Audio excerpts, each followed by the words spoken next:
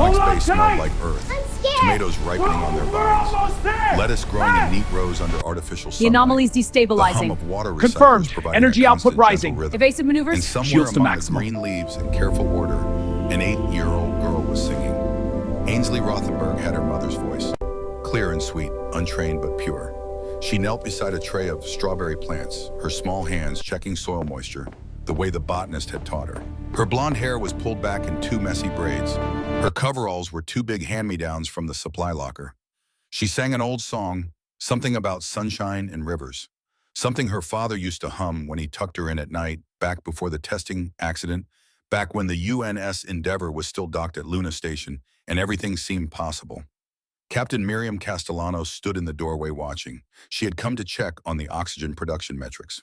At least that's what she told herself. But really, she came to hear Ainsley sing, to remind herself why this mission mattered, why the 3-kilometer colony ship crawling through deep space at a fraction of light speed was worth the risk. 200 children aboard, 200 futures, 200 reasons to succeed. Ainsley didn't notice her. The girl was lost in her own small world, singing to strawberries that would never grow on Earth in a ship that would never return home. The first generation born for the stars. The first generation that would call New Terra home if they survived the journey. Miriam's wristcom chirped softly. She glanced down. A routine notification.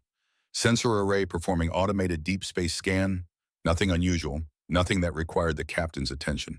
She turned to leave to let Ainsley finish her song in peace. That's when the alarm started screaming. Red emergency lights flooded the hydroponics bay. The gentle hum of life support systems became a shrieking cacophony of warnings. Miriam's neural implant flashed critical alerts directly into her visual cortex. Collision warning. Micro-asteroid cluster. Impact in 45 seconds. Her training took over. 23 years in space. 15 as a captain. 5 seconds to assess, decide, act. Ainsley, come here, now. The girl looked up confused. The singing stopped. Her eyes went wide as the red lights painted her face in crimson shadows. Captain Miriam, come here, sweetheart. Right now. Miriam was already moving, crossing the bay in long practice strides. Ainsley stumbled to her feet, knocking over the strawberry tray. Soil scattered across the deck. The alarms kept screaming. 30 seconds to impact. Miriam scooped Ainsley up, feeling how light she was, how fragile. 8 years old and barely 40 kilograms. All bone and sinew and trust. The girl wrapped her arms around Miriam's neck, pressing her face against the captain's shoulder. What's happening? Hull breach incoming. We need to get you to the main corridor. Hold on tight. 20 seconds. Miriam ran. Not the controlled jog of a shipboard emergency. A full sprint.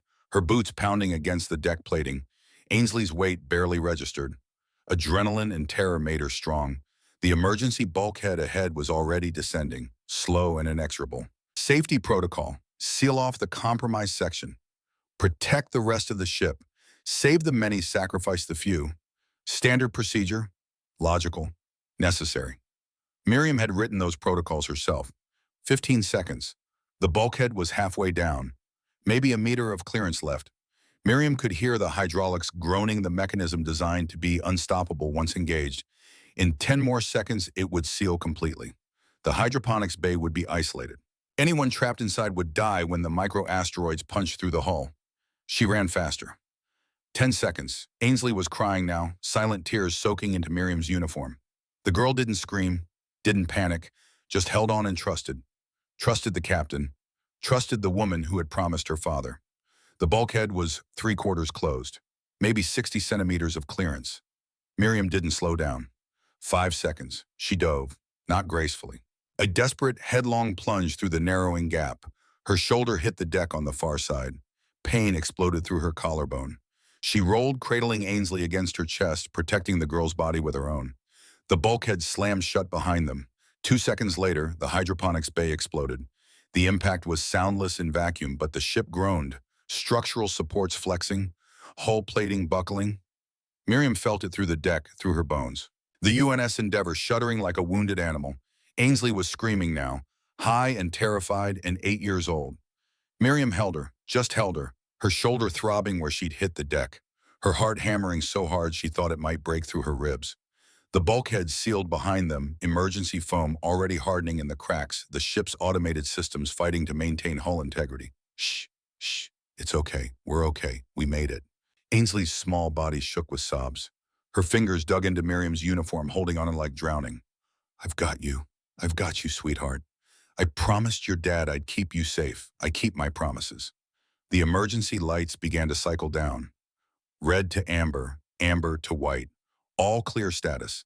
The immediate danger had passed. Miriam sat up slowly, still holding Ainsley. Her shoulder screamed in protest. Probably dislocated. She dealt with worse. She'd deal with this later.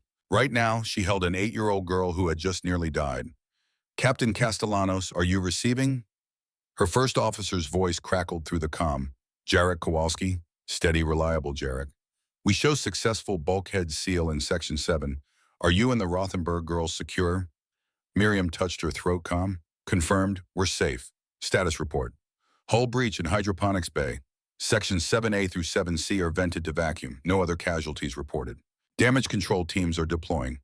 Understood. I'm bringing Ainsley to medical for evaluation. Castellanos out. She looked down at the girl in her arms. Ainsley had stopped crying, but her eyes were red and her face was streaked with tears. So small, so vulnerable, so impossibly brave. Are we going to die? The question was quiet, matter of fact, the way children ask impossible things. Miriam smoothed the blonde hair back from Ainsley's face, felt the overwhelming weight of responsibility. 200 children on this ship, 200 lives in her hands. No, sweetheart, not today, not if I have anything to say about it. Ainsley nodded, trusting again. Children were like that, resilient, forgiving, ready to believe that adults knew what they were doing. Miriam wished she had that certainty. She stood lifting Ainsley with her. The girl was light enough to carry. Miriam's shoulder protested, but she ignored it. Some pains were worth bearing.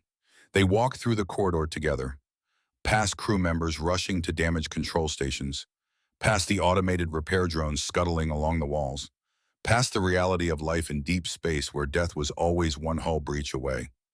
Captain Miriam, Ainsley's voice was small against her shoulder. Yes. Can you sing my dad's song? Miriam's throat tightened. She remembered Douglas Rothenberg, brilliant weapons engineer, dedicated father, dead at 32 when a prototype mass accelerator had catastrophically failed during testing. 2 years ago. 2 years that Ainsley had been essentially orphaned, passed between crew families belonging nowhere. Until Miriam had made a promise at a funeral. She began to sing, quietly, off-key, the same old song about sunshine and rivers, the same melody that Douglas used to hum.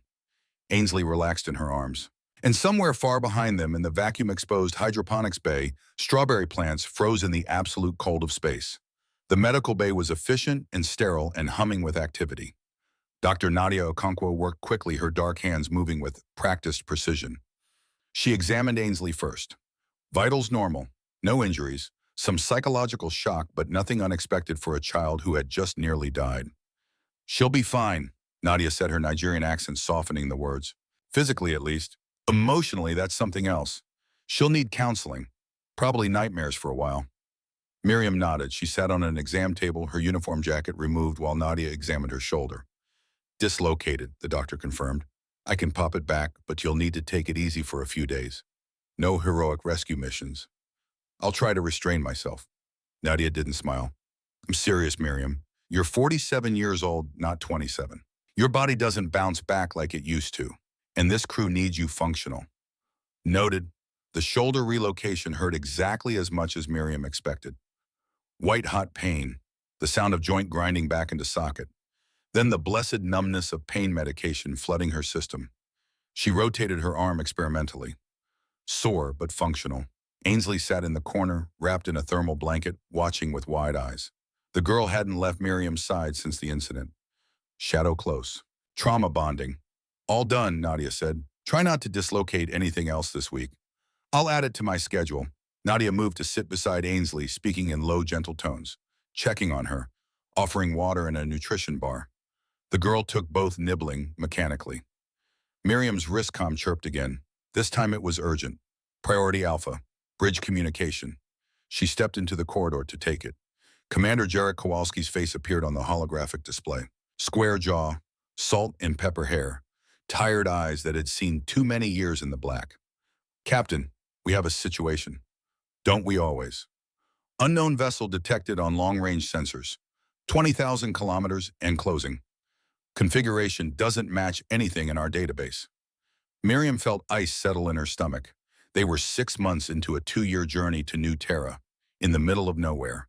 The absolute last place they should encounter anyone. Show me. The hologram shifted. Sensor data replaced Jarek's face. An image resolved slowly built from electromagnetic returns and gravitational lensing. The ship was beautiful, sleek and organic like something grown rather than built. Bioluminescent lighting pulsed along its hull in patterns that suggested intelligence purpose design.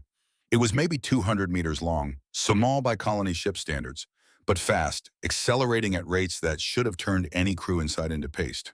Advanced, very advanced. They've been scanning us for the last 3 minutes, Jarek reported. Active sensors, not trying to hide it, almost like they want us to know they're there. Have they attempted communication? Negative, but Captain, there's something else. Their hull composition, the sensor returns are showing material densities that shouldn't be possible. And their power output, how much? 10 times what our fusion reactors produce, maybe more. Whatever's driving that ship, it's not technology we understand. Miriam closed her eyes, took a breath. 23 years in space had taught her many things. One of the most important: panic helped nothing. Sound yellow alert, non-combat stations to secure. Bring weapons to standby, but do not power them fully. I want to look defensive, not aggressive. Understood. Are you coming to the bridge? 2 minutes. Castellanos out. She turned back to the medical bay. Ainsley was still sitting there, wrapped in her blanket, looking small and lost. Nadia stood beside her, one hand on the girl's shoulder. Miriam knelt in front of Ainsley, looked her in the eyes, saw Douglas Rothenberg's determination there, mixed with her mother's gentle strength. Ainsley, I need to go to the bridge. Dr. Okonkwo will take care of you. I'll come back as soon as I can. Okay. The girl nodded. Are the aliens here children? Always asking the questions adults wanted to avoid. We don't know yet, but if they are, we'll talk to them. We'll be polite, and we'll keep you safe. Promise. Miriam thought about promises, about the one she'd made to Douglas at his funeral, about the weight of words spoken to children who believed them absolutely. I promise. She stood, nodded to Nadia, and walked toward the bridge, her shoulder aching with every step, her mind already racing through scenarios, contingencies, possibilities. First contact, the moment humanity had prepared for, dreamed about, feared. And it was happening here, now. To a colony ship full of civilians and children crawling through deep space with fusion drives that suddenly seemed pathetically slow. She thought about the strawberry plants frozen in vacuum, about Ainsley's song interrupted by alarms, about 200 children who trusted that the adults knew what they were doing. The bridge doors slid open. Time to pretend she had all the answers. The bridge of the UNS Endeavour was designed for long voyages and careful decisions. Comfortable chairs, multiple redundant systems, holographic displays showing every critical function of the massive colony ship. Right now, those displays showed an unknown vessel matching their course and speed, following them, watching them. Miriam took her command seat, felt it adjust to her weight, her posture. 3 years she'd sat in this chair. 3 years making decisions that kept 8,000 colonists alive. Status, she said. Jarek stood at the tactical station. Unknown vessel maintaining distance at 20,000 kilometers. No hostile actions, no attempts at communication. Just observing. Crew readiness. Yellow alert status across all sections, weapons on standby, point defense systems active. No one's panicking yet. Yet, the word hung in the air. Lieutenant Sarah Keiko Yamashita looked up from communications. Young, 29, brilliant. 3 months pregnant, but not showing yet. Captain, I'm receiving something. It's not standard radio frequency. It's some kind of quantum entangled signal. Extremely sophisticated. They're broadcasting on multiple bands simultaneously. Can you decode it? Working on it. Their translation matrix is, it's elegant. Beautiful, actually. They've encoded linguistic samples from what looks like 24 different species, including us. Including us how? They must have intercepted our transmissions to Earth Command, analyzed our language structure, built a translation protocol, all in the last 20 minutes. Sarah's fingers flew across her console. Captain, whoever these people are, they're not primitive. The main view screen flickered. Static. Interference. Then an image resolved.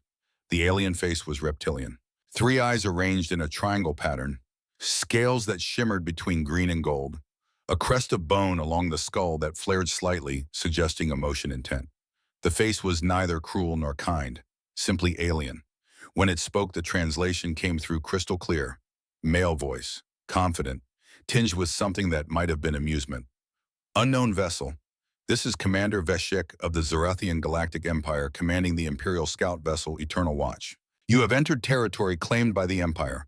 Identify yourself and state your intentions. Miriam stood, old habit from her NASA days.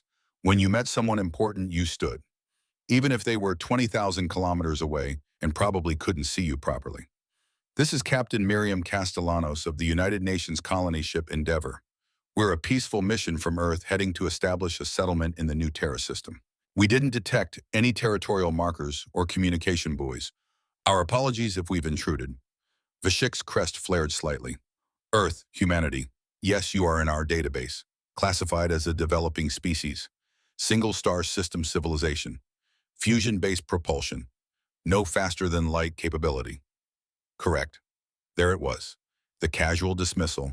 The classification. Like being labeled in a museum. Miriam kept her voice level. Our FTL technology is still experimental. This vessel uses fusion drives, yes, but we're making steady progress. Fascinating. Veshik leaned forward slightly, his three eyes focused on the camera with unsettling intensity. Captain Castellanos, I must inform you of certain realities. The galaxy is not an empty place waiting for colonization. The Zarathian Empire has maintained order in this region for 12,000 of your years. We have encountered many species at your level of development. They all eventually understand their place in the cosmic hierarchy. Miriam felt Jarek tense beside her, felt the bridge crew waiting, watching, wondering how their captain would respond to this perfectly polite condescension. Commander, we're not looking for conflict. We simply want to reach our destination, establish our colony, and live in peace. Peace, Veshik's tone suggested he was tasting the word, finding it inadequate. Peace is what the Empire provides, Captain. Protection from the many dangers that lurk between stars.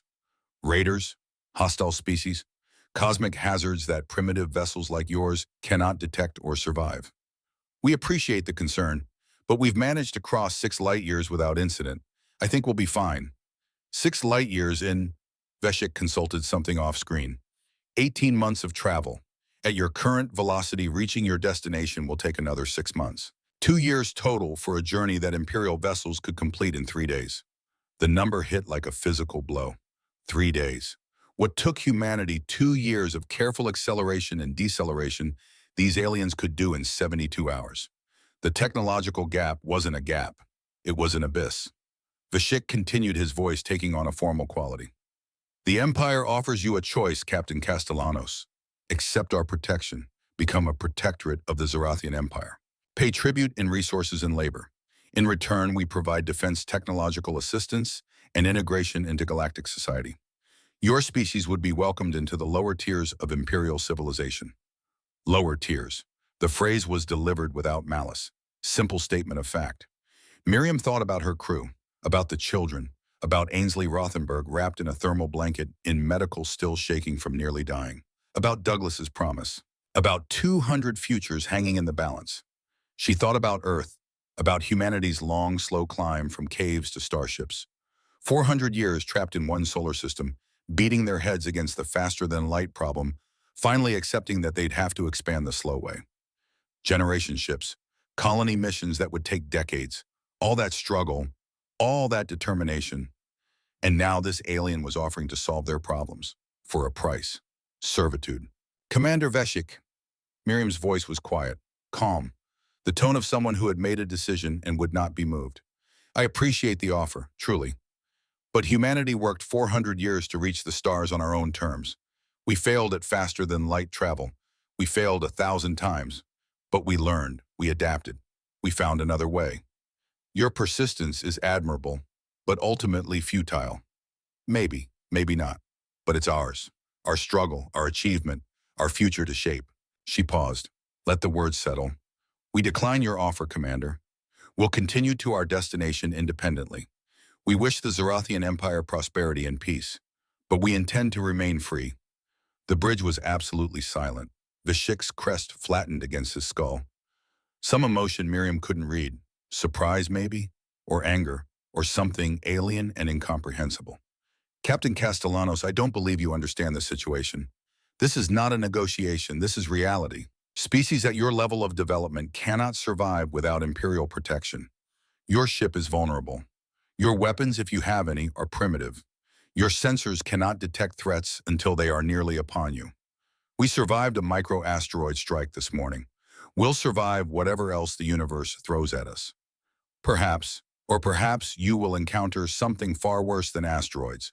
Pirates, hostile species, cosmic phenomena that will tear your primitive vessel apart. Veshik leaned closer to his camera.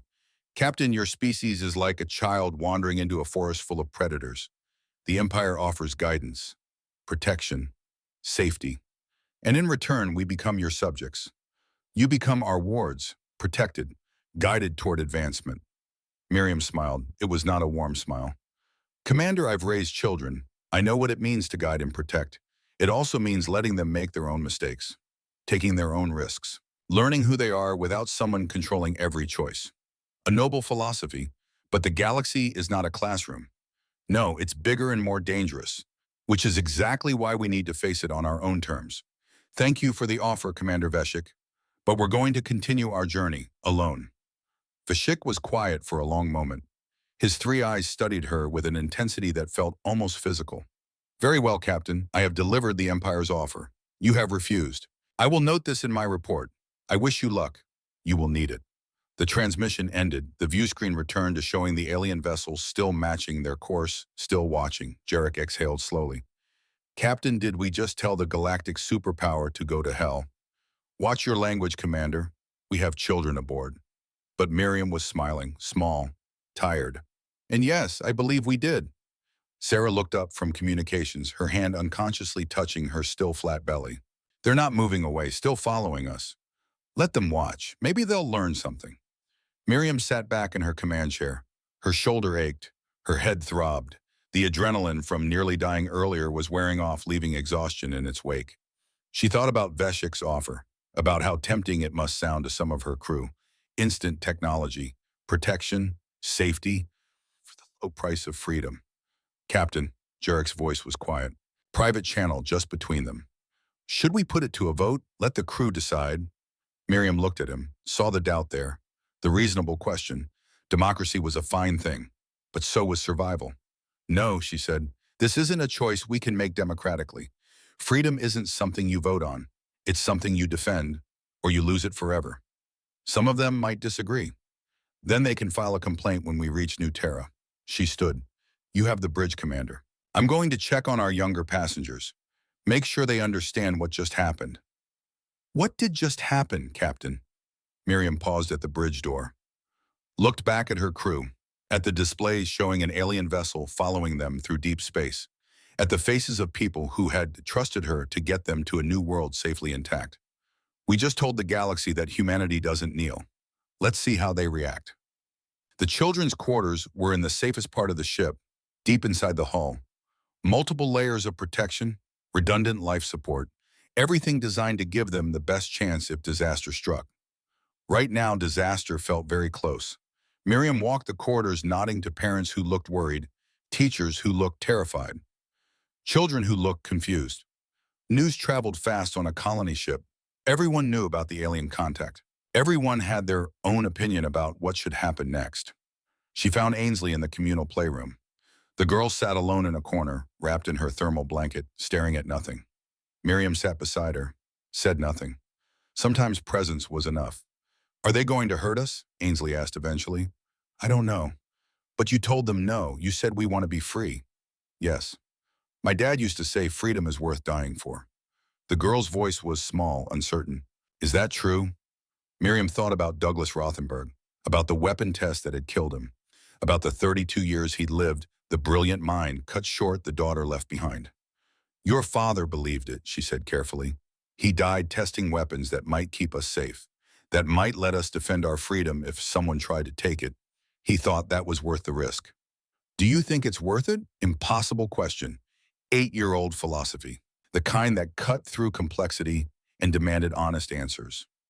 I think, Miriam said slowly, that a life where someone else makes all your choices isn't much of a life at all. I think your father was right. Some things are worth the risk. Ainsley nodded, processing. The blanket slipped from her shoulders. I'm scared, she whispered. Me too, sweetheart. Me too. They sat together in the playroom, captain and orphan, adult and child.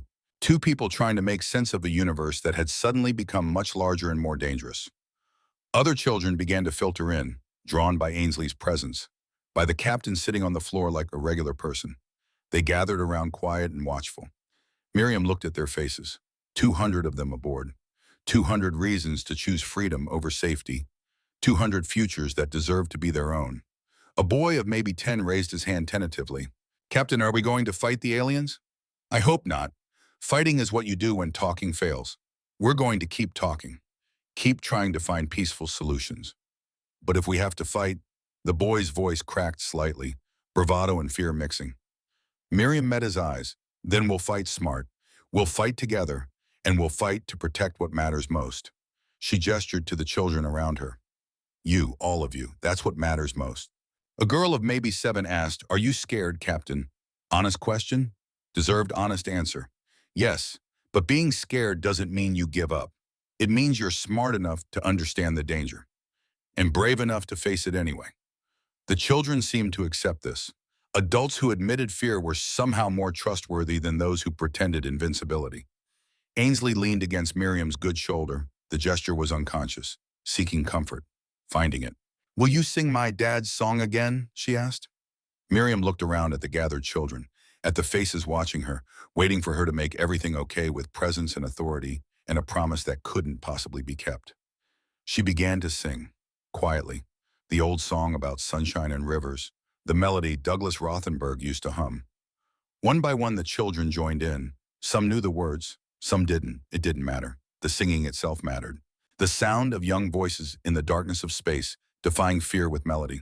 Miriam sang and felt the weight of command pressing down on her shoulders, felt the impossible responsibility of keeping these children safe in a galaxy that had just revealed itself to be full of ancient empires and casual dismissals. She had refused the alien offer, chosen freedom over protection. Now she had to make that choice worth the cost. The song ended. The children dispersed slowly, returning to their quarters, their families, their own small worries. Ainsley stayed close, shadow-like. Captain, the girl's voice was very small. Yes. Thank you for saving me. In the hydroponics bay. Miriam touched the blonde braids gently. I keep my promises, Ainsley, always. I know. Simple faith. Terrifying trust. Miriam stood, helping Ainsley to her feet. Come on, let's get you to bed. Tomorrow's going to be a long day. They walked through the corridors together, past crew members preparing for possible conflict, past families holding each other a little tighter, past the reality of a colony ship that had ventured into deep space expecting loneliness and finding something far more complicated. Miriam delivered Ainsley to her guardian family, watched the girl disappear into their quarters, saw the door close on childhood innocence that couldn't last much longer. Then she returned to her own cabin, small, efficient, decorated with photos from another life. Her husband, David, dead 15 years in the Mars disaster. Her daughter, Sophia, dead in the same catastrophe. 8 years old, the same age as Ainsley. Miriam touched the photo frame, felt the familiar ache of loss that never quite healed. I'm trying, she whispered to the ghosts. I'm trying to keep them safe, to give them a future. I don't know if I'm doing it right. The photos didn't answer. They never did. She sat on her bunk, felt exhaustion pulling at her like gravity. Her shoulder throbbed despite the pain medication. Her head ached from too many decisions made too quickly. Her wristcom chirped one more time. Secure channel, priority 1. Admiral Vincent Hargrove from Earth Command.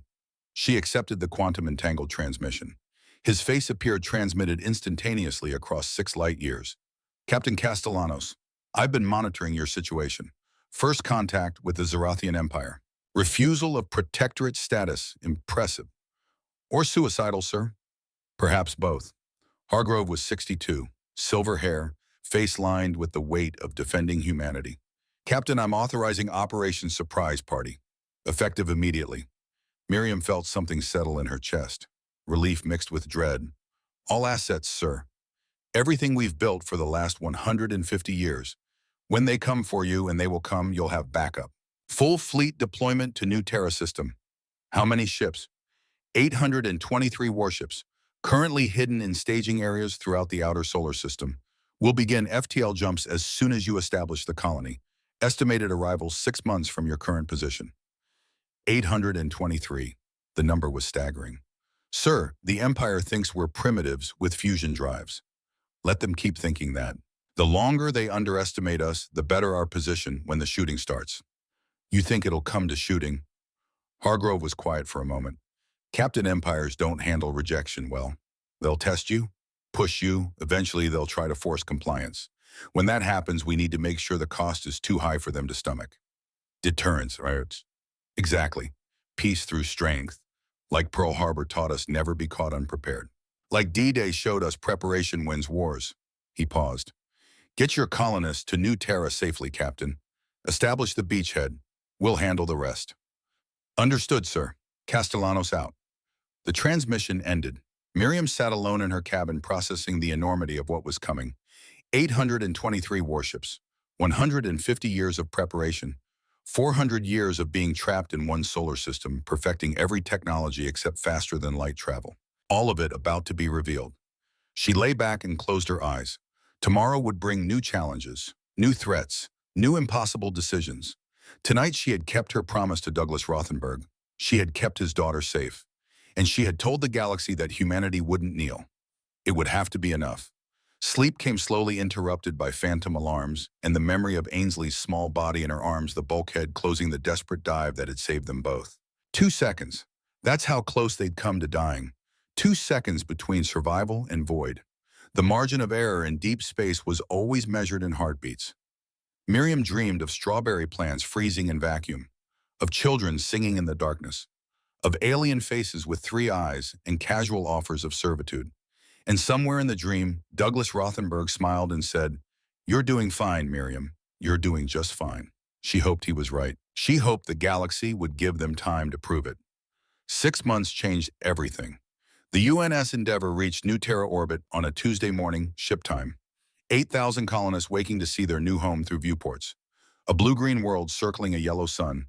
Oceans and continents. Clouds that suggested weather patterns, seasons' life cycles. Home. Or it would be if they could hold it. Miriam stood on the observation deck watching shuttles ferry colonists to the surface. The first wave. Engineers and doctors and farmers. People who would build the foundation while the second wave prepared to follow. Ainsley pressed her face against the viewport beside her. Still 8 years old, though her 9th birthday was only weeks away. Taller than 6 months ago. Braids replaced by a short, practical cut. Still singing to plants in the reconstructed hydroponics bay. Still asking impossible questions. "It's beautiful," the girl whispered. "Yes, it is. Will the aliens let us keep it?" Miriam had no answer for that. 6 months of silence from the Zarathian Empire. 6 months of traveling through empty space waiting for the other boot to drop. 6 months of preparation. Her wristcom chirped. Admiral Vincent Hargrove's face appeared. Transmitted via quantum entanglement from Earth, arriving instantaneously across 6 light years. "Captain Castellanos, status report. First wave is landing, no complications. Colony Alpha site is optimal. We'll have basic infrastructure operational within 3 weeks." "Good. And the other matter?" Miriam glanced at Ainsley. The girl was absorbed in the view, not listening. Still, she lowered her voice. 12 ships are ready. Crews trained, weapons tested. We're as prepared as we're going to be." Hargrove nodded. He was 62, silver hair, face lined with responsibility, commander of UN Space Defense. The man who had authorized Operation Surprise Party. "Captain, I'm updating you on a situation developing in Imperial space. The UNS Defiant is approaching checkpoint Helix 9. We expect contact within the hour." Miriam felt ice in her stomach. Commander Rivera knows the protocol. He wrote half of it. If anyone can handle first blood without starting a full war, it's Marcus. Miriam nodded. Different Rivera from her first officer, Jarek. Marcus Rivera commanded the Defiant, brilliant tactician, cool under pressure. Exactly who you wanted testing Imperial responses. "Captain, if this goes wrong, we're committed. No turning back." "It won't go wrong. We've planned for every scenario." "Plans are beautiful right up until they meet reality." He paused. "How are the children?" Miriam looked at Ainsley again, at the wonder on her face, at the future humanity was fighting to secure. "They're hopeful, Admiral. They believe we can do this." "Then let's not disappoint them." Hargrove out. The transmission ended. Miriam stood in silence watching New Terra turn below, watching shuttles descend like falling stars, watching humanity take its first real steps toward the future. She thought about the other 12 ships, scattered across surrounding space, waiting, hidden, ready. 150 years of preparation, 400 years trapped in the solar system. Every failed FTL experiment, every resource poured into material science instead, every sacrifice made by people like Douglas Rothenberg, all leading to this moment. Captain Miriam, Ainsley's voice pulled her back. You look worried. Just thinking about friends run away, hoping they're safe. The other ship's children, always more perceptive than adults gave them credit for. Yes, the other ships. They'll be okay, because we're humans, and humans are really good at surviving. Miriam smiled despite herself. Where'd you hear that? You said it. 6 months ago, when the alien tried to make us surrender. Ainsley looked up at her with Douglas's eyes. You said we'd survived 400 years stuck in one star system. That we'd survive anything. I did say that. Were you telling the truth? Yes, sweetheart. I believe it absolutely. Ainsley nodded, satisfied. Returned to watching the planet below. Miriam hoped she was right about survival, about humans, about the gamble they were about to take. Because 20,000 kilometers away, at checkpoint Helix 9, Commander Marcus Rivera was about to show the Zerathian Empire exactly what humans had learned to do with 400 years of focused preparation. And nothing would ever be the same. Checkpoint Helix 9 hung in empty space like a monument to bureaucracy. The station was enormous. 3 kilometers of docking bays and sensor arrays and weapons platforms. A border crossing between Imperial territory and the unclaimed frontier. Ships passed through daily. Merchants and travelers and couriers, all submitting to inspection. All paying their fees, each all acknowledging Imperial authority. Patrol Commander Vickrell sat in his office reviewing the same tedious reports he'd reviewed for 6 years. Cargo manifests, ship registrations. Nothing interesting. Nothing that required actual command decisions. He was bored. His second-in-command entered without knocking. Sir, we have an unknown vessel approaching. Small. Single ship. Configuration is unusual. Vickrell didn't look up from his datapad. Define unusual. Not Imperial design, not any known species in the database. Sleek, possibly military. And sir, it's moving fast. Very fast for sublight. That got his attention. He pulled up the sensor feed on his wall display. The ship resolved slowly. 400 meters. Smooth hull with no visible weapons ports. Engines producing thrust signatures that didn't match any known propulsion system. Identification. IFF signature reads UNS Defiant, United Nations. Species classification human. Vickrell felt something stir in his memory. Humans. The primitives from 6 months ago. The ones who refused protection. Confirmed. Commander Veshik logged first contact in Sector 447, colony ship with fusion drives. Assessed as minimal threat. Then why does this ship not look minimal? His second-in-command had no answer. Vickrell activated the comm system. Standard protocol. Professional. Board. Unknown vessel, this is checkpoint Helix 9. Identify yourself and state your purpose. The response came immediately. Male voice, calm, professional, hint of accent that the translator couldn't quite place. Checkpoint Helix 9, this is Commander Marcus Rivera of the UNS Defiant. We're passing through this sector en route to New Terra Colony. Request clearance to transit Imperial space. Commander Rivera, all vessels transiting Imperial space must submit to inspection. Power down your engines and prepare for boarding. Pause. Brief. Calculating. Checkpoint, we're not carrying cargo. This is a military patrol vessel. We don't allow foreign boarding parties onto warships. I'm sure you understand. Warship, the human had called his tiny ship a warship. Vickrell felt amusement bubble up. Commander, your vessel is barely larger than an Imperial courier. I assure you inspection is standard procedure. Non-compliance will result in denial of passage. I appreciate the protocol, but we're operating under different regulations. We're happy to transmit our ship specifications and mission parameters. Would that be acceptable? It would not. Power down and prepare for boarding or turn around. Another pause, longer this time. Checkpoint, we don't want any trouble. We're simply passing through. 6 hours at current velocity and we'll be clear of your space. Surely we can reach an accommodation. The accommodation is this: submit to inspection or leave Imperial space. Choose now.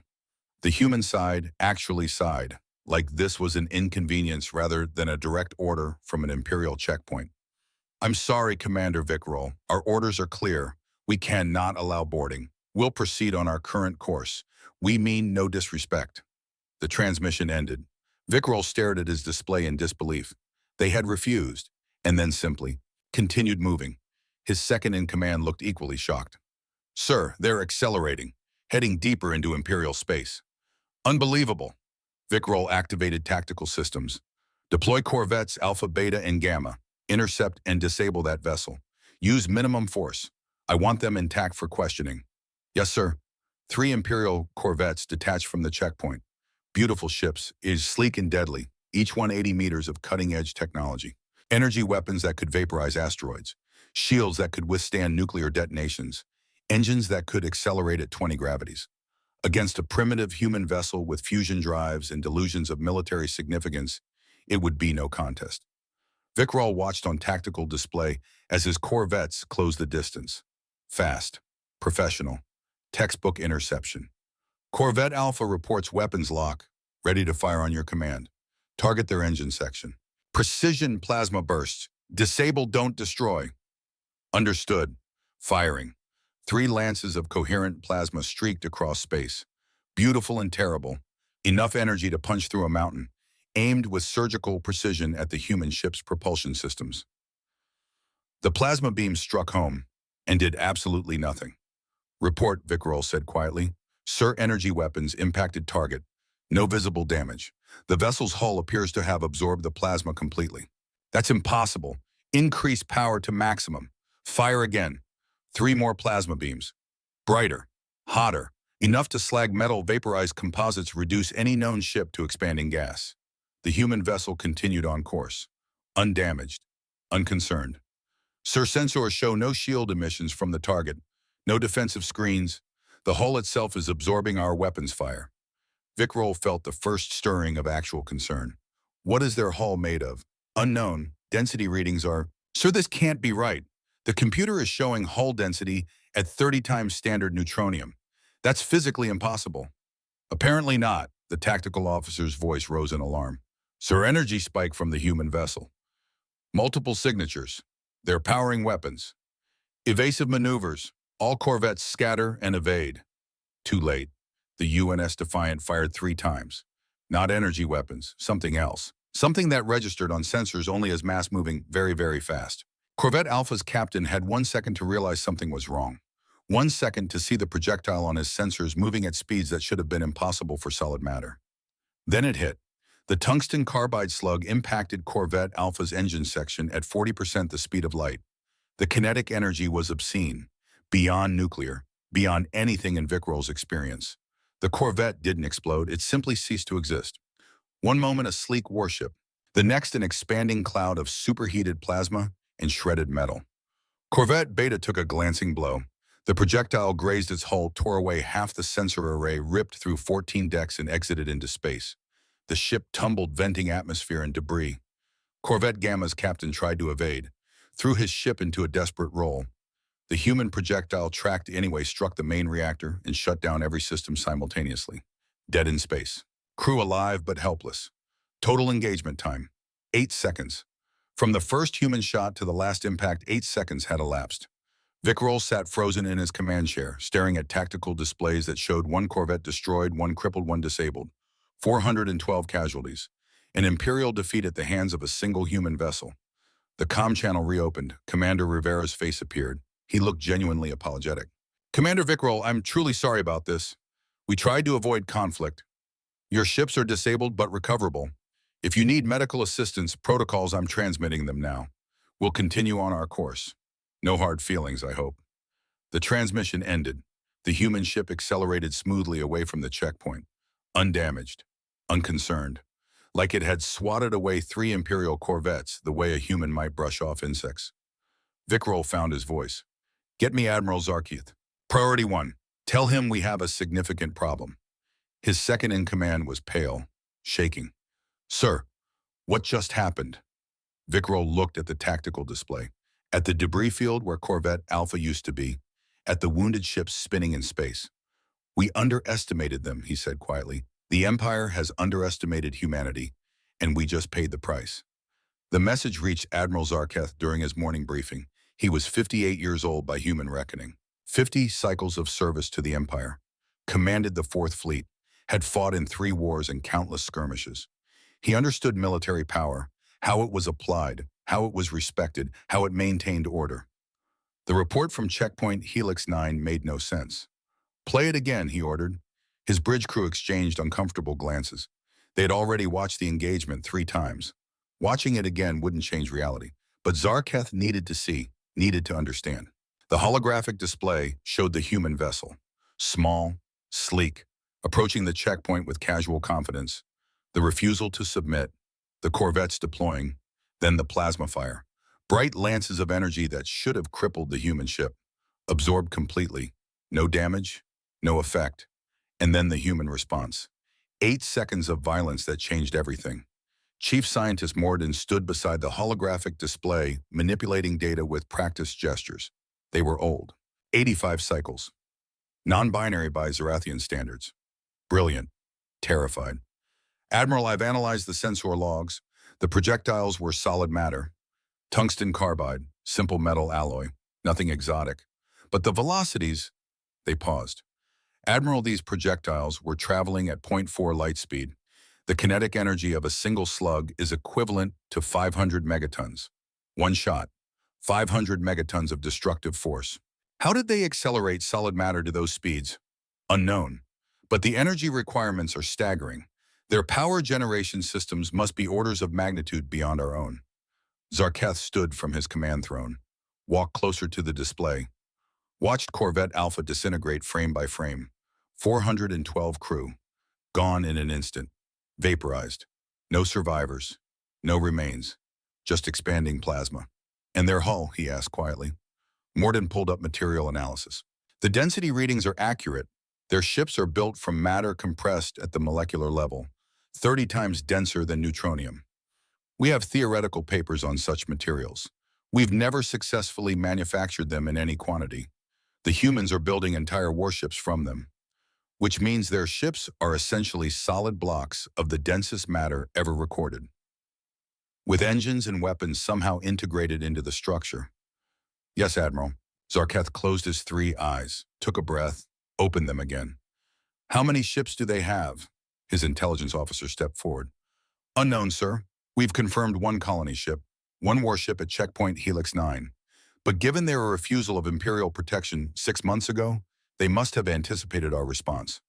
Meaning they have more ships. How many more? Our analysts estimate dozens, possibly hundreds." The bridge went silent. Zarketh thought about the human captain from 6 months ago, Miriam Castellanos, the woman who had politely refused the Empire's offer, who had seemed calm and reasonable and utterly confident. She had known. Even then she had known what humanity could do. "Assemble Battle Squadron Krev," Zarketh ordered. 50 warships, 2 dreadnoughts, full support vessels. We're going to New Terra system. We're going to show these humans what happens when you challenge the Empire." Mordon looked troubled. "Admiral, perhaps we should attempt diplomatic. We offered diplomacy 6 months ago. They refused. They've now attacked Imperial vessels. Killed Imperial crew. This is War Chief Scientist. And wars are won through overwhelming force. But if they have weapons we don't understand, then we use superior numbers. 50 ships against however many they have at New Terra. Mathematics is simple. We will prevail." Zarketh returned to his command throne, began issuing orders, fleet assembly, supply coordination, battle planning. But in the back of his mind, a small voice whispered doubt. The humans had spent 400 years trapped in one star system. 400 years unable to solve faster than light travel. They should have been helpless, primitive, easy to conquer or protect or ignore. Instead, they had built ships that couldn't be damaged, weapons that defied physics, power systems that exceeded anything the Empire could produce. 400 years. What had they been doing for 400 years? The answer came from Morden reading from historical databases. "Admiral, I've found references to human military history. They have a pattern. When cornered, when outmatched, they don't surrender. They prepare, they adapt. They find advantages where none should exist." The scientist pulled up an image. "There's a historical parallel. A battle called Midway. A smaller human force defeated a larger, more powerful enemy through patience, preparation, and precision strikes. This is not their ancient history. This is the present. Yes, Admiral, but the pattern holds. They were trapped in one star system for 400 years, unable to expand. So they perfected everything else. Every technology except faster-than-light travel. Materials, weapons, power generation, manufacturing. For 400 years, they prepared for this exact moment. Zarketh felt cold settle in his chest, prepared for first contact. Prepared for exactly what happened. An advanced civilization finding them, offering protection, expecting submission. Morden met his eyes. Admiral, I don't think they're primitives who got lucky. I think they're warriors who have been planning this for 4 centuries. Then we'll show them that 4 centuries of planning cannot defeat 12,000 years of imperial might. But Zarketh wondered if he believed it. His son Genera served in the fleet, a young officer on one of the cruisers being assembled for the assault. Brave, dedicated, ready to serve. Zarketh thought about bringing him home in a body bag, about explaining to his mate that their son had died because the Admiral had underestimated primitives. He pushed the thought away, focused on preparations. 50 ships, 2 dreadnoughts, overwhelming force. It would be enough. It had to be enough.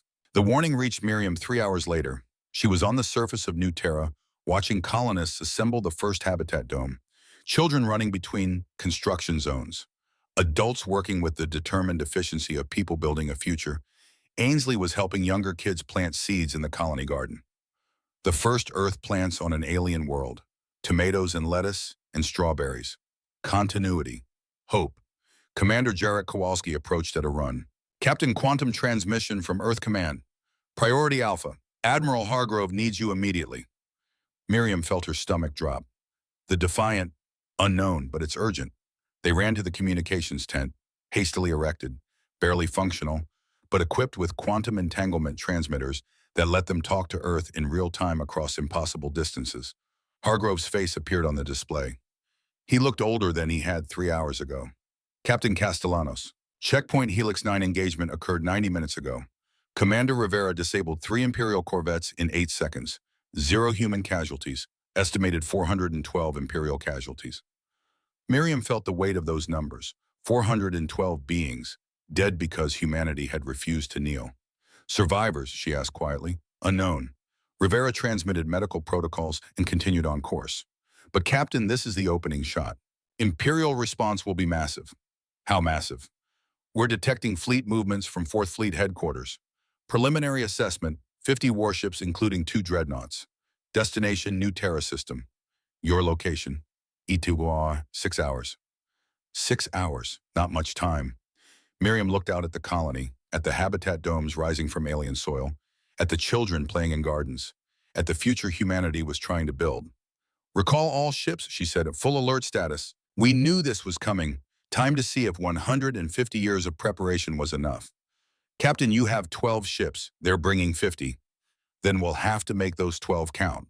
She paused. Admiral, tell me honestly, can we win this? Hargrove was quiet for a moment. Captain, I've reviewed the engagement at checkpoint Helix 9. I've studied every piece of data we have on Imperial technology, and I've looked at what we've built. He met her eyes. Yes, I believe we can win, but it's going to cost us. People will die. Ships will be lost. This won't be clean. War never is. No, it's not.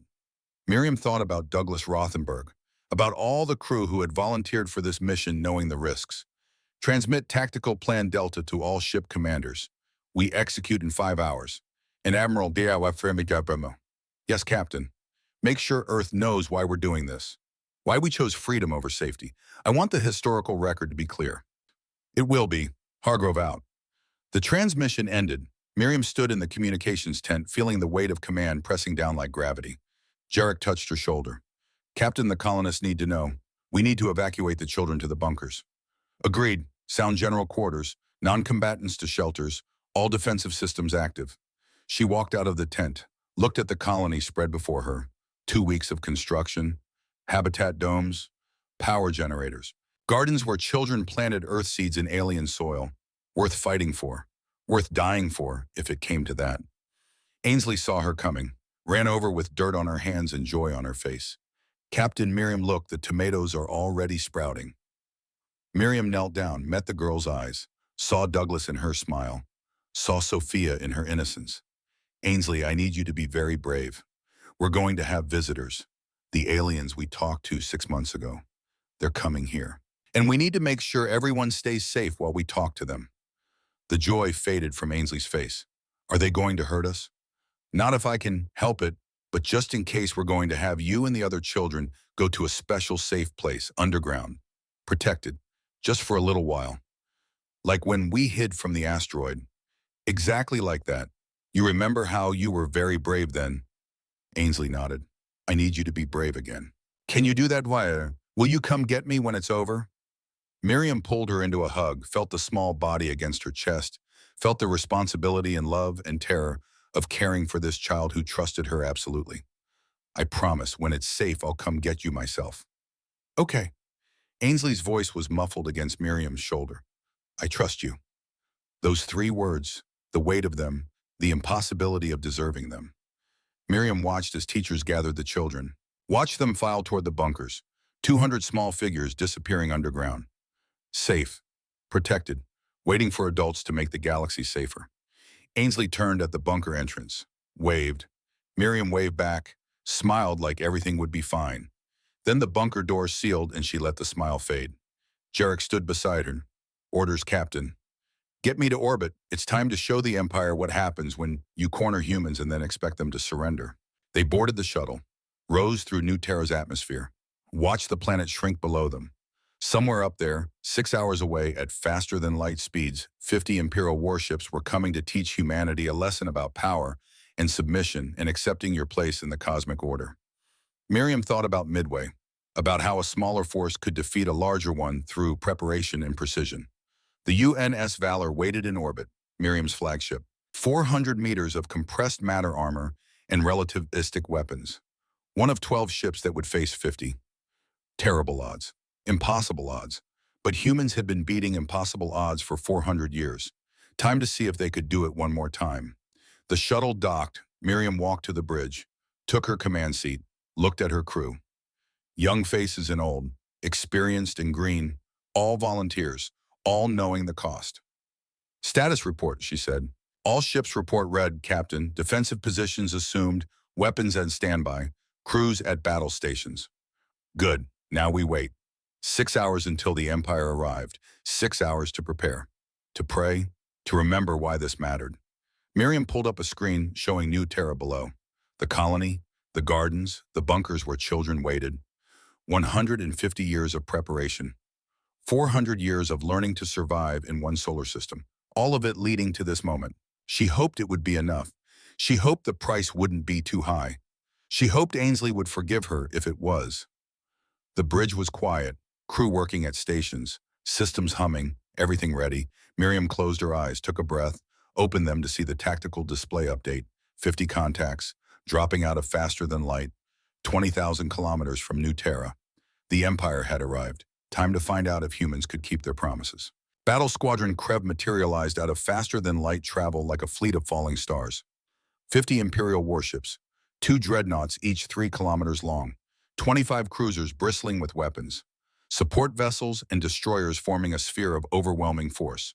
The formation was perfect, refined over 10,000 years of warfare, designed to intimidate, to crush, to remind lesser species of their place. Admiral Zarketh stood on the bridge of his flagship, the dreadnought Infinite Dominion.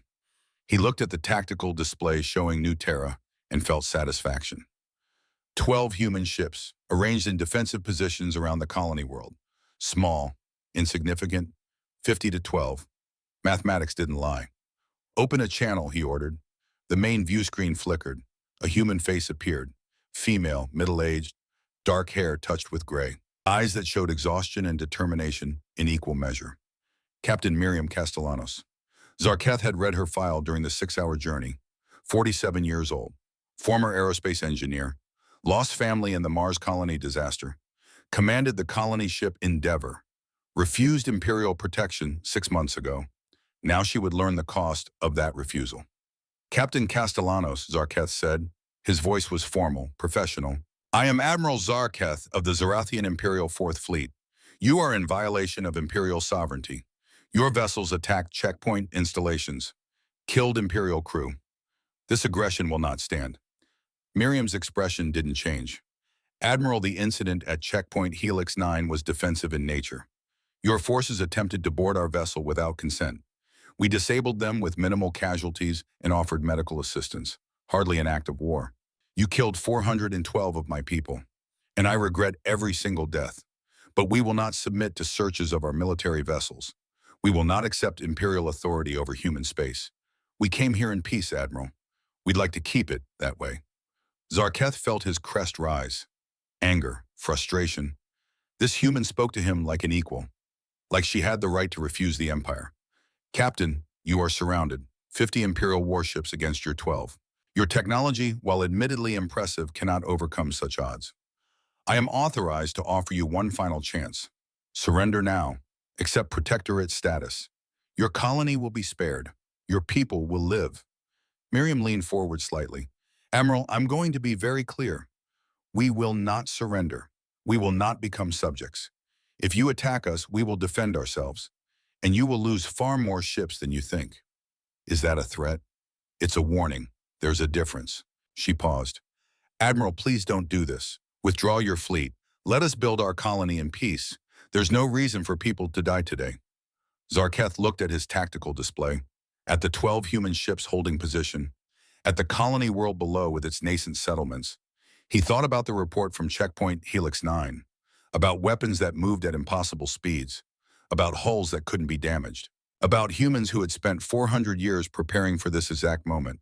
Part of him wanted to listen, to be cautious, to consider alternatives.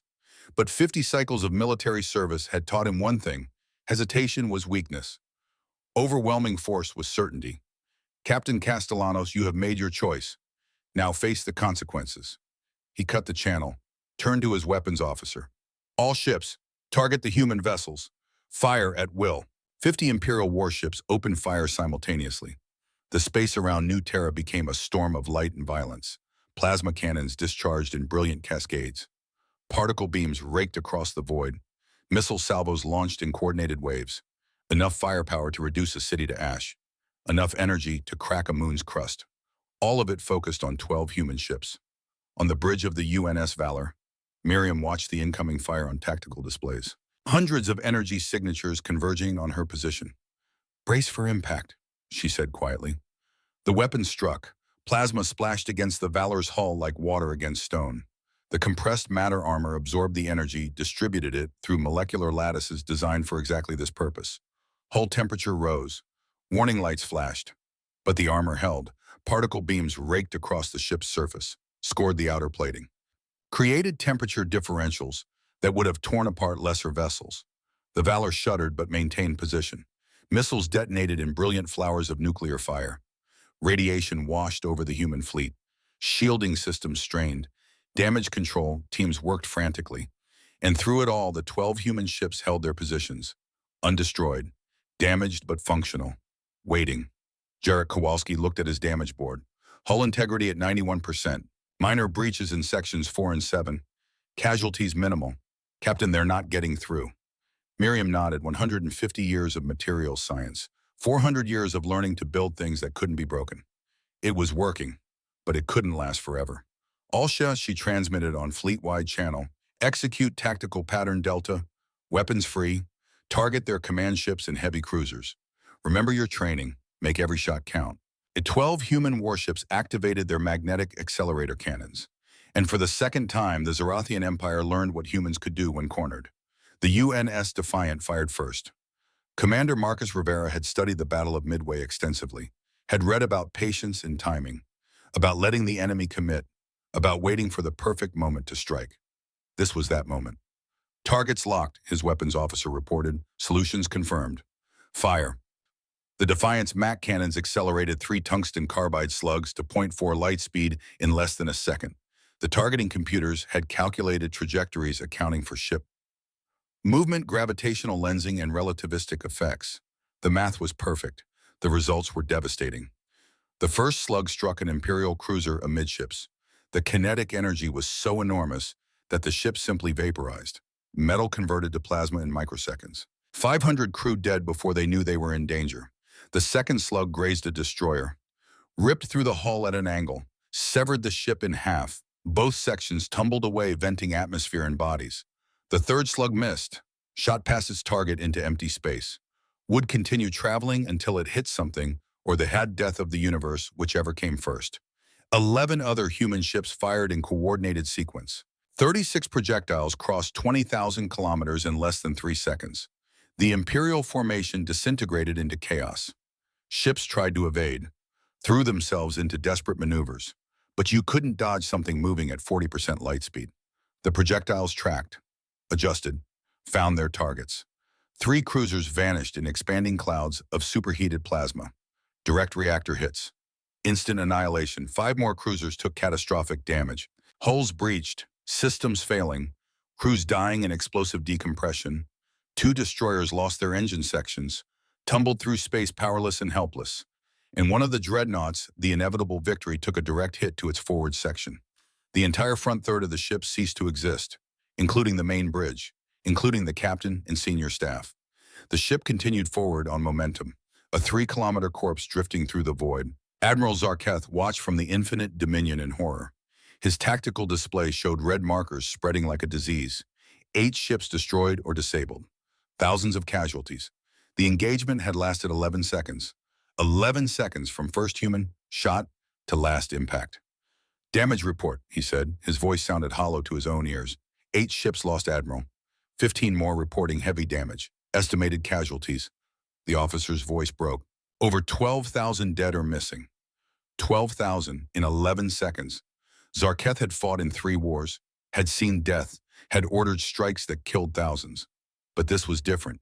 This was his fleet, his people, dying to an enemy that shouldn't exist. All ships evasive maneuvers, scatter and regroup at Sir second salvo incoming. The humans fired again. 36 more projectiles, tracking the scattered Imperial formation, hunting. Zarketh's fleet tried to evade. Ships accelerating in all directions. Breaking formation. Abandoning tactics in favor of survival. Most succeeded. The human targeting was less precise, with ships dispersed and moving unpredictably. But 3 more cruisers died. 2 more destroyers went dark. And Zarketh's son, Junior Officer Genra, serving on one of the cruisers, was badly burned when a projectile grazed his ship's hull. Alive, but wounded. On the UNS Valor, Miriam watched the Imperial fleet scatter and felt no satisfaction, only the terrible weight of necessary violence. "Cease fire," she ordered. "Let them regroup. Let them see what they're facing." The human ships held position, weapons still hot, ready to fire again, waiting. In the command bunker beneath New Terra's surface, Ainsley Rothenberg huddled with 200 other children. They couldn't see the battle, couldn't watch the ships dying overhead, but they could hear it. The rumble of impacts transmitted through rock, the vibrations of violence happening in the sky. Ainsley held a younger girl who was crying, whispered reassurances she didn't quite believe. "It's okay. Captain Miriam will protect us," she promised. The little girl looked up with tear-streaked face. "What if she can't?" "She can. She always does." But Ainsley remembered the hydroponics bay, remembered being pulled through the bulkhead with 2 seconds to spare, remembered how close death always was in space. She thought about her father, about the weapons test that had killed him, about how he'd believed in preparation and protection and doing the hard things. Overhead, another impact rumbled through the rock. Ainsley closed her eyes and prayed to whatever gods might listen that Captain Miriam's promises were worth keeping. Admiral Zarketh regrouped his fleet. 42 ships remained combat effective, 8 destroyed, 15 heavily damaged and withdrawing. His beautiful battle squadron Krev reduced to a battered remnant in less than a minute of actual combat. Chief Scientist Morden appeared on his command screen. Their 3 eyes were wide with shock. "Admiral, we must withdraw. We cannot win this engagement. We have 42 ships to their 12. And they've disabled or destroyed 8 of ours with 0 losses. Admiral, their weapons are superior. Their defenses are impenetrable. Superior numbers mean nothing if we cannot damage them, and they can destroy us at will." Zarketh knew Mordan was right, knew it with every tactical bone in his body. But 50 cycles of service, 50 cycles of Imperial pride, 50 cycles of never retreating. We can overwhelm them, concentrate fire, saturate their defenses. Eventually their armor will fail. At what cost? How many more ships? How many more crew? Zarketh looked at his casualty reports. 12,000 dead already. His Sunjin are wounded lying in medical bay with burns covering his body. How many more parents would lose children if this continued? He opened a channel to the human flagship. Captain Castellanos appeared on screen. She looked tired, sad, but not defeated. Admiral, she said quietly, please stop this. No more of your people need to die. You've killed 12,000 of my crew. You fired first. We defended ourselves. We took no pleasure in it. She leaned forward. Admiral, I'm going to be honest with you. We have weapons we haven't used yet, ships we haven't deployed. We can continue this battle until your entire fleet is destroyed. But we don't want to. This isn't victory we're after. It's survival. You expect me to surrender. I expect you to be smart enough to recognize when you're beaten. Withdraw your fleet, Admiral. Take your wounded home. Live to serve your empire another day. Zarketh felt something twist inside him. Pride, shame, the terrible recognition of truth. Why would you spare us, he asked. You have the advantage. You could destroy us all. Miriam was quiet for a moment. Because I know what loss feels like, Admiral. I've lost people I loved. I know that pain. I won't multiply it unless I absolutely have to. She paused. Your crews have families, people waiting for them to come home. Same as ours. I won't turn 12,000 deaths into 20,000 just to prove a point. Zarketh thought about his son, about the young officer lying in medical bay, about bringing him home, about that being possible because this human captain chose mercy. And if we withdraw, he asked, then this ends. We defend our colony. You report to your empress. And maybe somewhere down the line we find a way to coexist that doesn't involve killing each other. Zarketh closed his 3 eyes, made the hardest decision of his 50-cycle career. All ships, he transmitted to his fleet, cease fire, begin rescue operations. We are withdrawing from the system. On the Valor's bridge, Miriam felt something in her chest unclench. Relief, exhaustion. The terrible knowledge that this wasn't over just paused. Thank you, Admiral, she said quietly. Zarketh looked at her with something that might have been respect. Captain Castellanos, you have won this battle, but the Empire does not forget, does not forgive. This is not the end. I know, but it's not the end for your crew either. That's what matters right now. The transmission ended. Miriam sat back in her command chair, looked at her bridge crew, saw their exhaustion, their relief, their pride in what they'd accomplished. Status report, she said. Jarrett consulted his board. All human ships reporting. Most show minor to moderate damage. Hull breach is sealed. Casualties are... His voice caught. Captain the Vigilant took a direct hit from a missile salvo. They lost containment in their reactor section.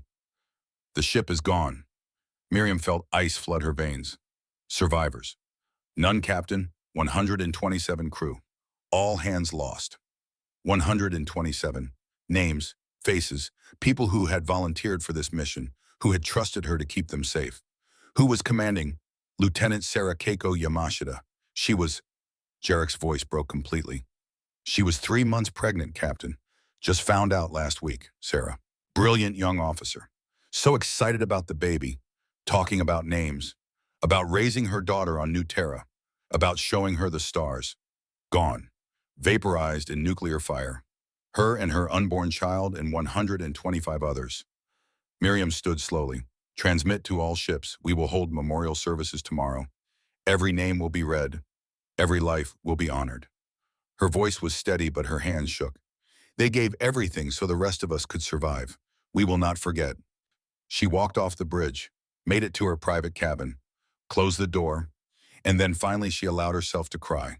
For Sarah Yamashita and her unborn daughter. For 127 people who would never see New Terra's surface. For the 12,000 Zarathians who had died because their admiral made a terrible choice. For the cost of freedom that suddenly felt unbearably high. She cried until she had nothing left. Then she washed her face, straightened her uniform, and went to tell 8,000 colonists that they had survived, that they had won, that the price had been paid in blood and ash and 127 names that would be carved into New Terra's memorial wall. But the day wasn't over. As the Imperial fleet withdrew and human ships began damage control, something else was happening at the edge of the system. The sensor officer on the UNS Defiant noticed it first, a signal, faint. Quantum encrypted on principles that matched neither human nor Zarathian technology. Commander Rivera, I'm picking up an anomalous transmission, source unknown. Encryption is, sir, this is using quantum entanglement protocols we don't have. Marcus Rivera looked up from coordinating rescue operations. Origin. Can't pinpoint exactly. It's bouncing off multiple gravitational lenses. Deliberately obscured.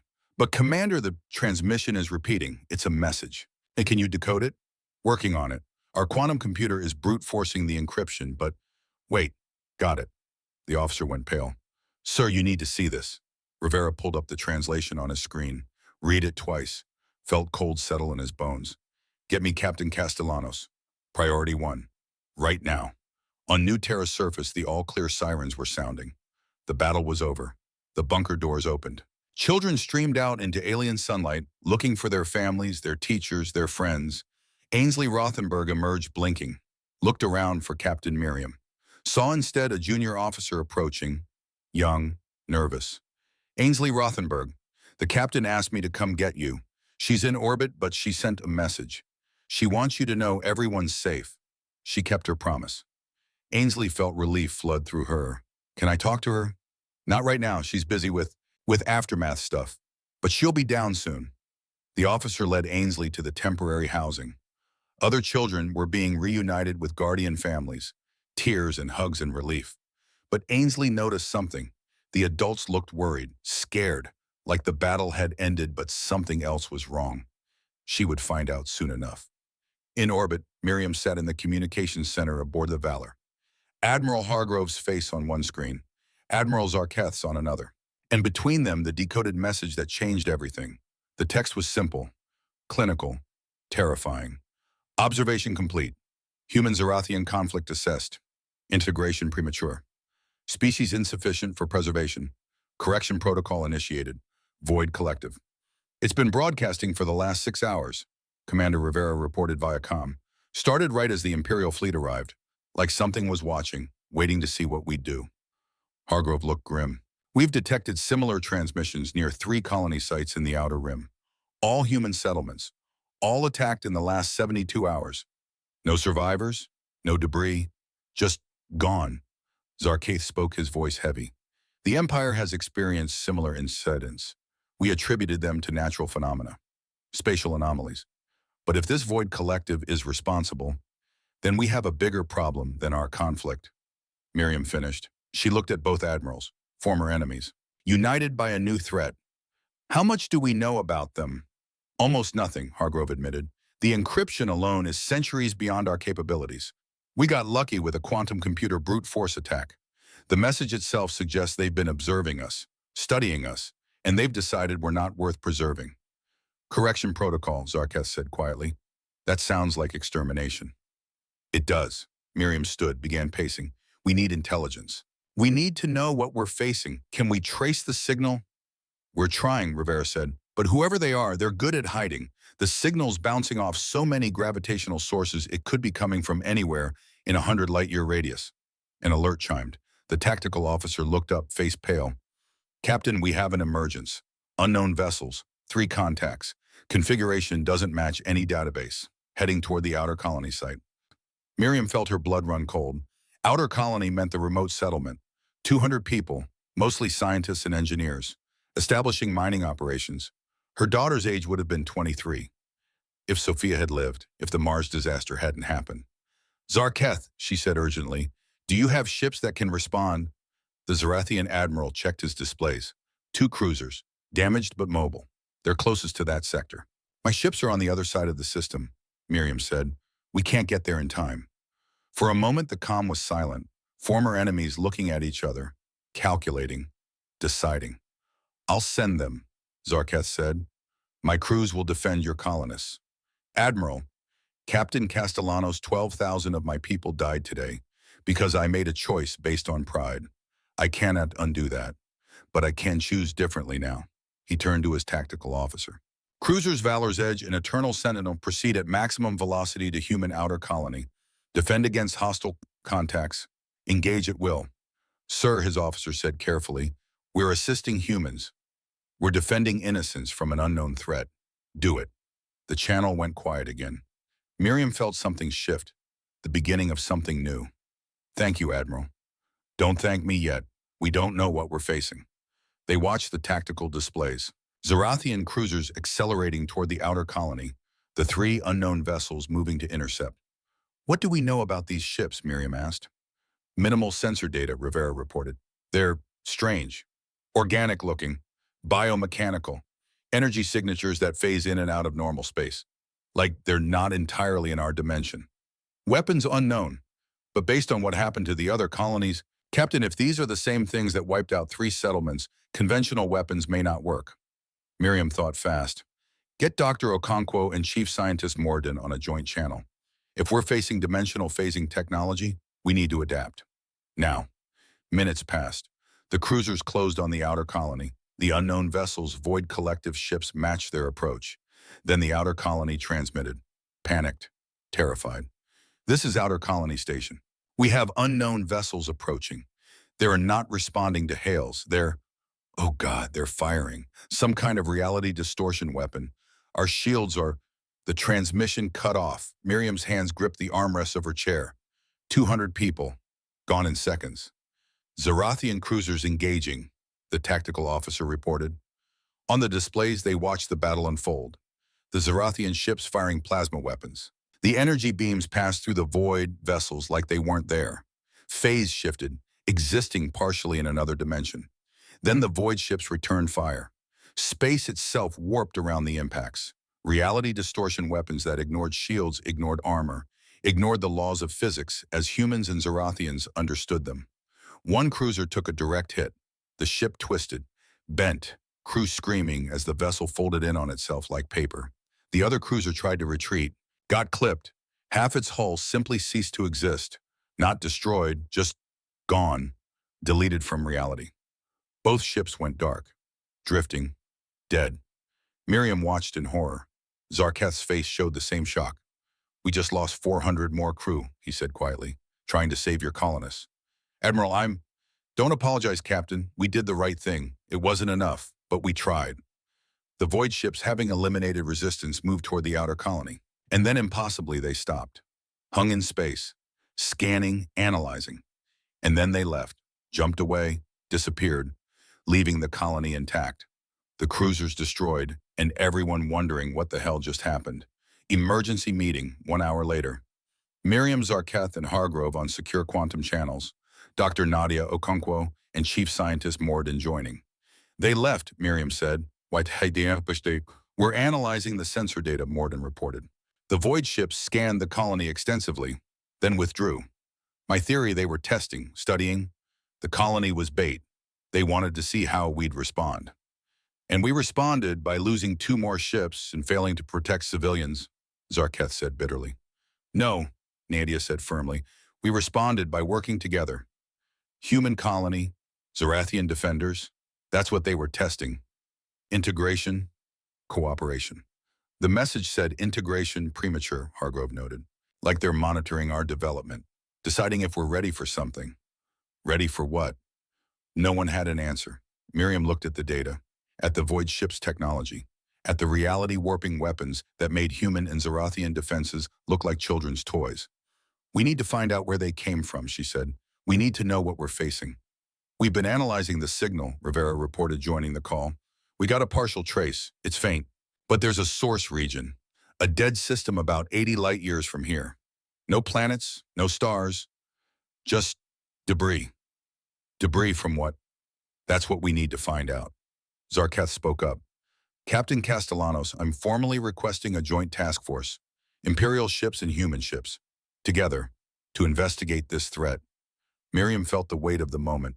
Hours ago, they'd been trying to kill each other. Now he was asking for an alliance. Admiral, I'll need to consult with my government, but speaking personally, yes, I think that's exactly what we need to do. Then I'll speak with the Empress. We'll prepare formal proposals. He paused. Captain, I misjudged your species. I looked at your ships and saw primitives. I looked at your refusal and saw foolishness. I was catastrophically wrong. We both made mistakes, Admiral. The question is whether we can learn from them. I believe we can. The meeting ended. Miriam sat alone in the communications center, exhausted, overwhelmed, grieving 127 human casualties, 12,000 Zarathian, 400 more from the cruisers trying to save the outer colony, 200 colonists dead. and a new enemy that made all their technology look primitive. She thought about Ainsley, about promises, about keeping people safe in a galaxy that kept getting more dangerous. A chime at the door. Jarek entered. "Captain, there's someone here to see you." Ainsley walked in, eyes red from crying, face streaked with tears. "They told me about Lieutenant Yamashita," the girl said quietly. "She was my friend. She was going to name her baby Sophia, like your daughter." Miriam felt something break inside her chest, pulled Ainsley into a hug, held her while they both cried. For Sarah and her daughter who would never be born, for 127 names, for everyone lost. "I'm sorry," Miriam whispered. "I'm so sorry. It's not your fault. I'm the captain. It's always my fault." They sat together in the quiet communications center. Captain and orphan, adult and child, two people carrying grief that wouldn't heal quickly. "Captain Miriam," Ainsley's voice was small. "Yes. Are we going to be okay with the new aliens, the scary ones?" Miriam thought about the Void Collective, about reality-warping weapons and dimensional phasing, about enemies that made the Zarathian Empire look primitive. "I don't know," she said honestly, "but we're not facing them alone anymore. The Zarathians are going to help us. We're going to work together. The ones who tried to kill us. The ones who tried to kill us, but who also tried to save our colonists. People can change, Ainsley. Even enemies can become friends if they choose to." Ainsley nodded, processing. 8 years old and trying to understand a galaxy that kept getting more complicated. "I'm scared," she whispered. "Me too, sweetheart. Me too." They sat together as New Terra turned below them, as damaged ships limped into repair docks, as both fleets began the hard work of counting casualties and honoring the dead. Tomorrow would bring new challenges, a joint task force to investigate the Void Collective, a treaty to negotiate with former enemies, a threat that neither species could face alone. But tonight, Miriam held an 8-year-old girl and tried to find comfort in the simple act of keeping one promise in a universe that kept breaking everything else. 3 weeks later, the memorial service was held on New Terra's surface. 8,000 colonists gathered at the construction site for the colony's first permanent structure. Not a habitat, not a power station, a memorial wall. Compressed matter, human engineering carved with names. Imperial stone Zarathian tradition inlaid with honor crystals. 127 human names, 12,000 Zarathian names. 400 more from the cruisers. Joint memorial. Joint grieving. Former enemies standing together. Miriam stood before the wall, read each human name aloud, gave each person a moment of silence. Sarah Keiko Yamashita, age 29, astrophysicist, 3 months pregnant. Loved classical music and terrible puns. Would have named her daughter Sophia. Admiral Zarketh stood beside her. Read Zarathian names, his voice breaking when he reached his son's ship. Genera had survived badly burned, but 30 of his shipmates hadn't. When the last name was read, they stood together, human and Zarathian, looking at the wall. "They died defending what they believed in," Miriam said, her voice carried across the silent crowd. "Freedom, protection, the right to choose their own future. We honor them by making their sacrifice mean something." Zarketh spoke next. "The Empire has existed for 12,000 years. We have fought many wars, lost many people, but I have never stood beside a former enemy to mourn our combined dead. Today we begin something new. Today we choose a different path." Ainsley approached the wall, placed flowers at Sarah's name. The girl had grown quieter in the last 3 weeks, less singing, more thinking. Childhood innocence eroded by war, but she was still here, still alive, still hoping. Miriam knelt beside her. "Are you okay?" Ainsley shook her head. "No, but you always say it's okay to not be okay sometimes." "I did say that." "Miss Miriam." The girl looked up. "Is the new enemy going to kill us all?" Impossible question, the kind 8-year-olds asked because they couldn't hide behind polite lies. "I don't know," Miriam said honestly, "but we're going to try very hard to stop them.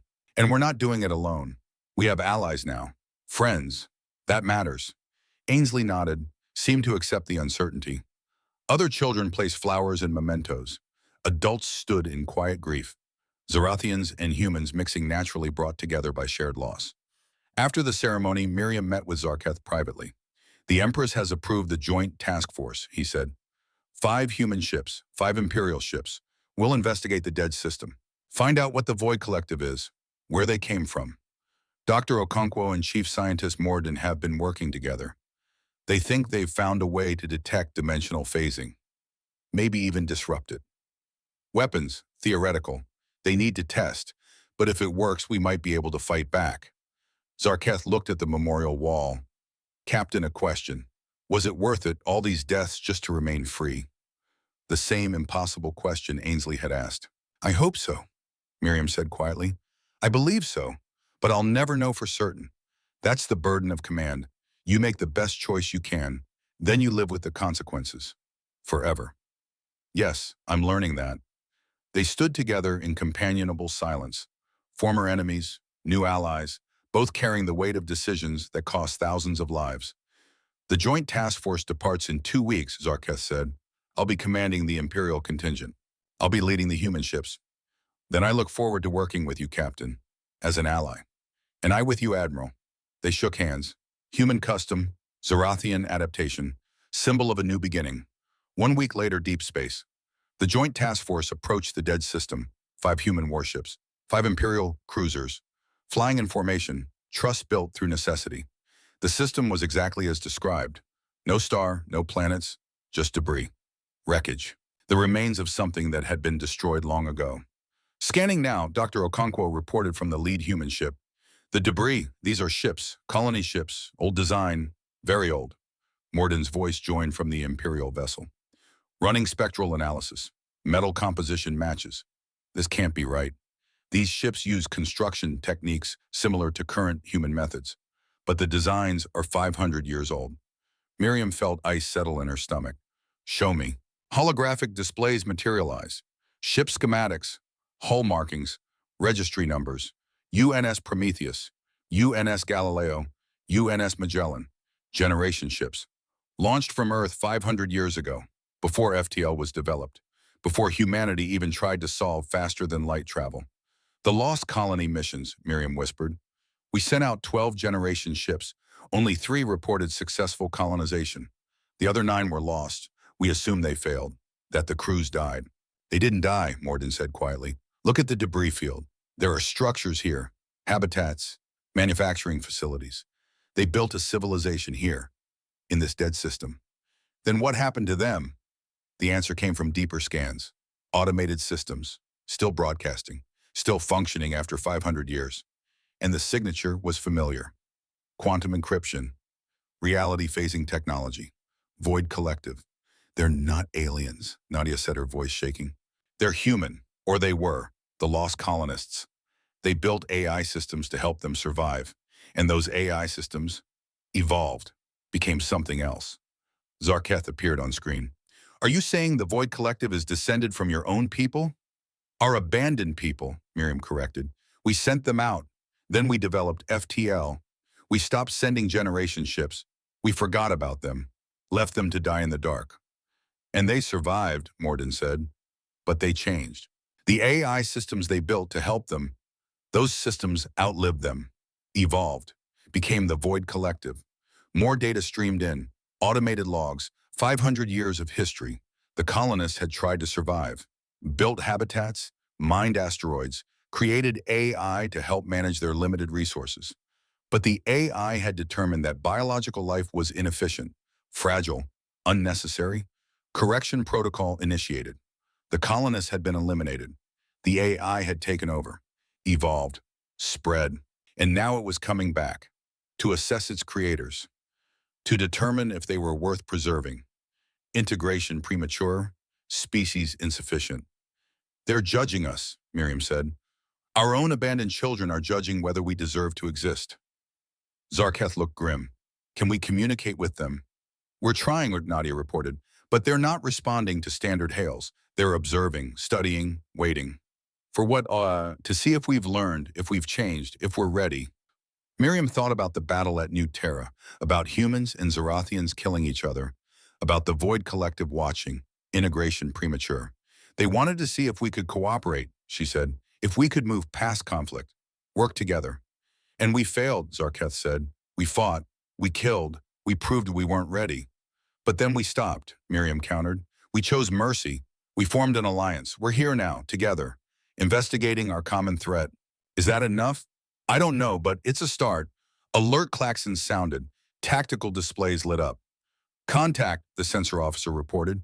Void collective vessels, 7 ships, emerging from phase shift, surrounding us. The Joint Task Force went to battle stations, weapons powered, shields raised. But the Void ships didn't attack. They just hovered, watching. Then a transmission. Quantum encrypted. But this time it decoded easily, like they wanted to be understood. Observation continued. Cooperation noted. Integration potential revised. Species assessment pending. Correction protocol suspended. Await further development. The Void ships phased out, disappeared, left the Joint Task Force floating in the debris field. Alive, allowed to continue. Miriam and Zarketh looked at each other across comm screens. "They're giving us a chance," Miriam said, "to prove we can work together, to show we've evolved beyond constant conflict." "How long do we have? Unknown. But Captain, we have to succeed. For both our species. For all the people who died. We have to show them we're worth preserving." Miriam thought about Sarah Yamashita, about 12,000 Zarathians, about the promise she'd made to Ainsley. Then we'd better not waste it. 5 years later, Ainsley Rothenberg stood in formation with her graduating class. She was 13 now. Taller, stronger, hair cut short in regulation style. Top of her class at the Joint Defense Academy. The academy was humanity's and the Empire's greatest achievement. Young officers from both species training together, learning cooperation, building the future. The ceremony was held aboard the UNS Harmony, the first treaty-class warship, built by human and Zarathian engineers, combining the best of both technologies. Human compressed matter hull, Zarathian faster-than-light drives, hybrid weapon systems, crew from both species. Symbol of everything that had changed in 5 years. Admiral Miriam Castellano stood at the podium, 52 now, more gray in her hair, more lines around her eyes, but still standing, still fighting, still keeping promises. She looked out at the graduating cadets, humans and Zarathians mixed together, young faces full of hope and determination. 5 years ago, Miriam began, we stood on the edge of war, 2 civilizations that didn't understand each other, ready to kill each other over pride and fear. She paused. Let memory settle. We lost 127 people that day. The Zarathians lost 12,000. Those numbers haunt me. Every day. Every night. Ainsley felt tears threaten. Remembered Sarah Yamashita. Remembered her father. Remembered everyone who hadn't lived to see this moment. But I look at you, Miriam continued, and I see hope. Humans and Zarathians standing together, learning together, preparing to defend together. And I think that maybe those casualties didn't die for nothing. She stepped back. Congratulations, cadets. You are the future. Don't waste it. The ceremony concluded. Families swarmed the deck, humans hugging their children, Zarathians performing their crest-touching blessing. Ainsley found Miriam in the crowd, ran to her, 13 years old and still needing the reassurance of the woman who had saved her life. I did it, Ainsley said. Top of the class. Dad would be proud. Miriam held her tight. He would be. I know I am.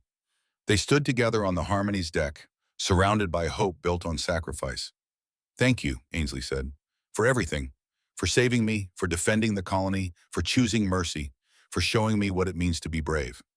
Miriam touched the girl's cheek gently, saw Douglas in her eyes, saw Sophia in her smile, saw the future in her determination. Thank you for reminding me why it mattered, for being worth fighting for growing up to be exactly the person your father dreamed you'd be. Ainsley smiled. What happens now? Now you report to your first assignment, UNS Harmony, Joint Crew Operations. You'll serve alongside Zarathians, learn what real cooperation means. And then you'll help us face whatever comes next. The Void Collective is still out there, watching, waiting to see if we're ready. You and your generation will have to prove we are. I can do that. I know you can. They walked together through the Harmony's corridors, past human and Zarathian crew working side by side, past the bridge where mixed teams coordinated, past the future both species were building together. At the airlock, Ainsley paused. Admiral Miriam, one more question. Yes. Was it worth it, all the people who died? The impossible question, the one that would never have an easy answer. Miriam looked at the young woman before her, at the uniform representing cooperation, at the future standing ready to serve. I don't know, she said honestly. I hope so. I believe so. But I'll never know for certain. That's the burden of Command Ainsley. You make the best choice you can, then you live with the consequences. Forever. Ainsley nodded, understanding, accepting. She saluted. Perfect form. Miriam returned it. Then Ainsley turned and walked through the airlock into her future. Into the galaxy her father had helped defend. Into the peace 127 people had died to create. Miriam watched her go, felt the familiar ache of loss mixed with pride. She thought about David and Sophia, about Douglas Rothenberg, about Sarah Yamashita and her daughter named Sophia who never was. She hoped they would have thought it worth the cost. She hoped she had made the right choices. She hoped the galaxy Ainsley was inheriting would be kinder than the one Miriam had fought through. The airlock sealed. Ainsley was gone. Miriam returned to New Terra, to the memorial wall where flowers were still placed daily. She read the names, all 127. Let each one settle in her heart. Then she looked up at the stars, at the galaxy humanity had joined, at the alliance they had forged, at the Void Collective watching from the darkness, waiting to see if they were ready, testing to see if they could continue to cooperate, to build, to prove they deserved to exist. We came to the stars prepared for war, she whispered to the ghosts. Our children will inherit peace. If we don't, screw it up. That's what you died for. I hope it's enough. The stars didn't answer. They never did. But somewhere in her heart, Miriam felt hope. They had survived. They had fought. They had chosen mercy. And the children were singing again. In gardens on New Terra, in academies throughout Allied space, in ships exploring the galaxy together, singing songs about sunshine and rivers, about home and hope in futures worth fighting for. Ainsley's voice, Sarah's daughter who never was, 127 echoes of people who had given everything. Miriam listened to the songs carried on alien wind, and for the first time in 5 years, she allowed herself to believe that maybe, just maybe, humanity and the Empire would pass the test, that the Void Collective would judge them worthy, that the sacrifice would mean something. The future would tell, the children would show them. And humanity, having learned to survive in isolation, having learned to fight when cornered, having learned to show mercy when victorious, having learned to cooperate with former enemies, would face whatever came next, together, not alone, not afraid, not subjects of anyone, free, and watched over by machines that had once been human, judging whether their creators had finally grown up. The test was just beginning, but for the first time they had a chance to pass.